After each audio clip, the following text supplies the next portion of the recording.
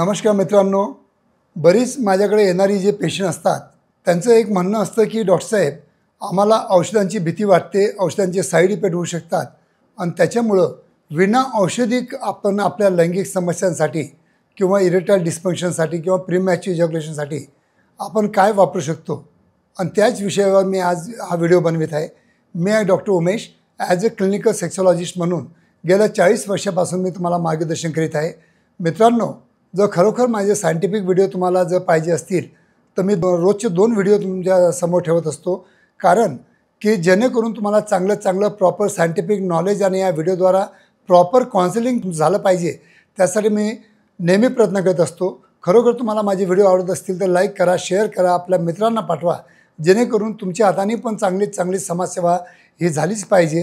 तर मित्रांनो, आजचा जो आपला विषय आहे की बरेच माझ्याकडे जे येणारे रुग्ण जे असतात ते म्हणतात की मला विना औषधी काहीतरी उपचार करा, कारण त्यांना आयुर्वेदिक औषधांची म्हणा किंवा व्हायग्रासारख्या औषधांच्या साईड इफेक्टबद्दल त्यांना सगळी कल्पना असते, कारण की केव्हा आयुर्वेदिक औषधी हे प्युअर फॉर्ममध्ये न मिळाल्यामुळं कुठे त्यांची रिझल्ट आपल्याला भेटत नाहीत, किंवा काही लोक ऑनलाईन औषधी मागून पण थकून जातात, त्यांना औषधावरचा विश्वास उडालेला असतो आणि त्याच्यामुळे त्यांना असं वाटतं की विना औषधी काही उपचार असतील तर ते आपण क्लिनिकला जायचं आणि डॉक्टरांना आपण विचारायचं। तर अशी बरीच माझ्याकडे रुग्ण येतात, तर त्यांच्यासाठी मी हा व्हिडिओ बनवित आहे। तर मित्रांनो, खरोखर जर विना औषधी विना दुष्परिणाम जर तुम्हाला तुमच्या लैंगिक समस्यापासून जर मुक्तता मिळवायची असेल तर त्यासाठी एकच पर्याय आपल्यासमोर राहतो, तो आहे की व्हॅक्यूम थेरपी डिव्हाइस।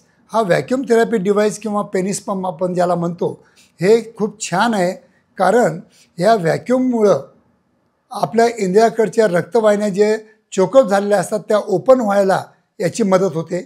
त्याच्यामुळं इंद्रियाकडचा रक्तपुरवठा वाढवण्यासाठी या व्हॅक्यूम थेरपीचा आपल्याला मदत होते।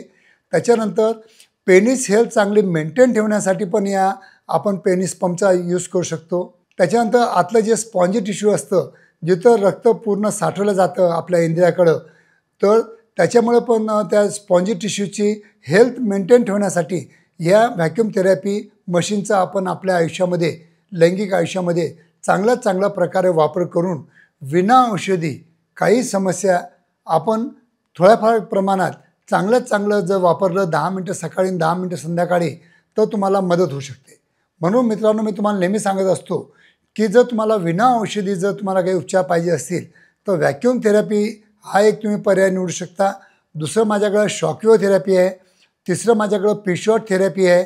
पिशॉट थेरपी पण चांगली आहे।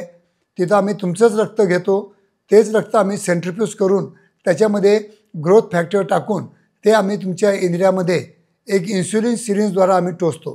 तर या सगळ्या पद्धती आहेत की विना औषधी पण तुम्ही लैंगिक समस्यावर मात करू शकता।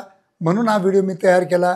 जर तुम्हाला काही असे उपचार पाहिजे असतील तर ते माझ्या प्रत्येक क्लिनिकला उपलब्ध करून दिलेले आहेत। धन्यवाद मित्रांनो।